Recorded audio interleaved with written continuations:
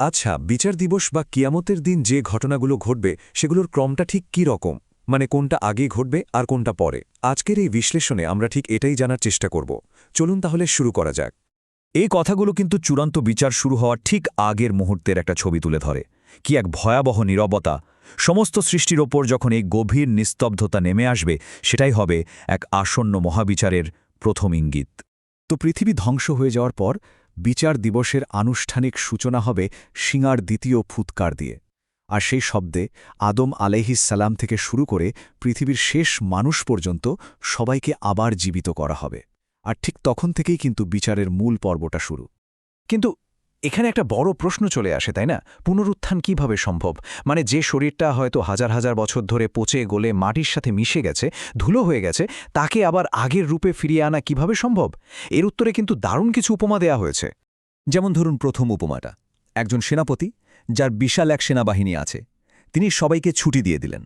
কিন্তু এরপর যখন তিনি একটা মাত্র শিঙা ফুঁকলেন, তখন সবাই আবার এক জায়গায় এসে হাজির হল।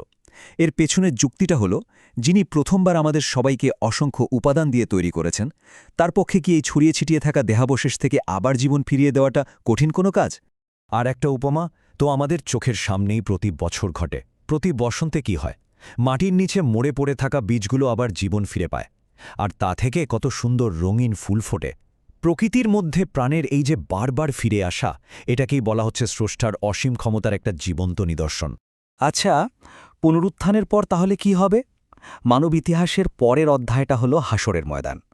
এখানেই পৃথিবীর প্রথম থেকে শেষ মানুষ পর্যন্ত সবাইকে বিচারের জন্য এক বিশাল, সীমাহীন প্রান্তরে অপেক্ষা করতে হবে। ভাবা যায় সেই অপেক্ষার প্রহরটা কেমন হতে পারে? কবর থেকে ওঠার সাথে সাথেই মানুষ এক ভয়াবহ বাস্তবতার মুখোমুখি হবে। চারদিকে শুধু বিশৃঙ্খলা আর আতঙ্ক। মানুষ থাকবে খালি পায়ে, গায়ে কোনো পোশাক থাকবে না, আর এতটাই ভীতসন্ত্রস্ত থাকবে যে দিকবিদিক জ্ঞানশূন্য হয়ে ঠিক যেন ঝাঁকে ঝাঁকে পঙ্গপালের মতো ছুটাছুটি করতে থাকবে। কেউ কারো দিকে তাকানোর মতো অবস্থায় থাকবে না। হাসরের ময়দানের পরিস্থিতিটা আসলে আমাদের কল্পনারও বাইরে। বলা হয়েছে সূর্যকে ঠিক মাথার খুব কাছে নিয়ে আসা হবে, আর সেই ভয়ঙ্কর গরমে মানুষ নিজের পাপ অনুযায়ী নিজেরই ঘামে হাবুডুবু খাবে। আর সবচেয়ে কষ্টের ব্যাপার হলো এই অপেক্ষাটা, বিচার শুরু হওয়ার আগের এই অসহনীয় দীর্ঘ অপেক্ষা, যা সেখানকার যন্ত্রণাকে আরও বহুগুণ বাড়িয়ে দেবে। কিন্তু এই চরম বিশৃঙ্খলার মধ্যেও একটা আশার আলো আছে। 7 শ্রেণীর মানুষ সেদিন আল্লাহর আরশের নিচে বিশেষ ছায়া পাবেন। কারা তারা? ন্যায়পরায়ণ শাসক, সেই যুবক যে আল্লাহর ইবাদত করে বড় হয়েছে, আর যেমন ধরুন সেই দুজন ব্যক্তি যারা শুধু আল্লাহর জন্যেই একে অপরকে ভালোবাসত। এই আশ্রয়টা নিঃসন্দেহে তাদের জন্য হবে এক বিশাল বড় অনুগ্রহ। তো এ দীর্ঘ অপেক্ষার পর এক সময় শুরু হবে আনুষ্ঠানিক বিচার, আর এই বিচার শুরু হবে প্রত্যেকের আমলনামা বা কর্মের নথি সামনে আনার মাধ্যমে। এটা অনেকটা আমাদের সারা জীবনের একটা কমপ্লিট রিপোর্ট কার্ডের মতো। বিচার যে কতটা নিখুঁত হবে তার একটা বিস্ময়কর উদাহরণ দেয়া হয়।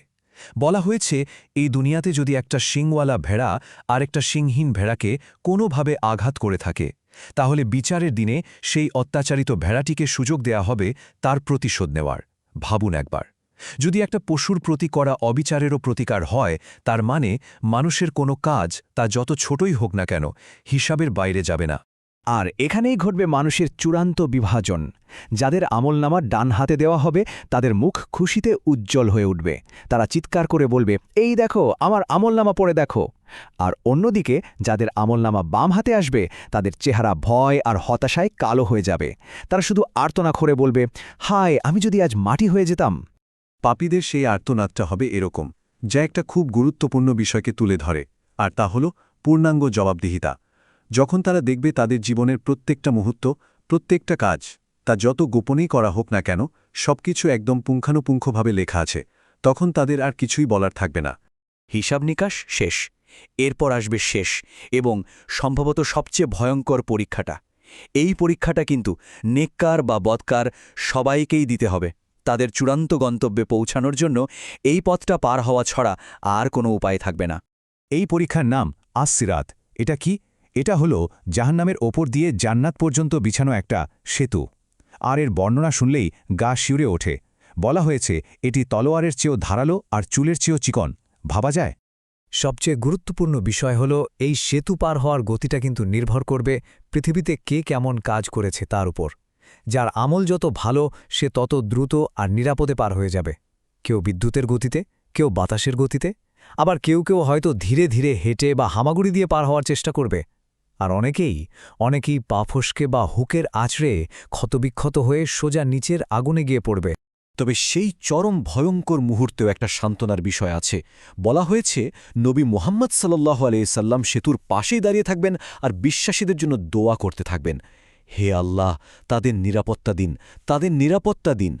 উম্মতের প্রতি তার এই করুণা আর ভালোবাসা সত্যি অতুলনীয়।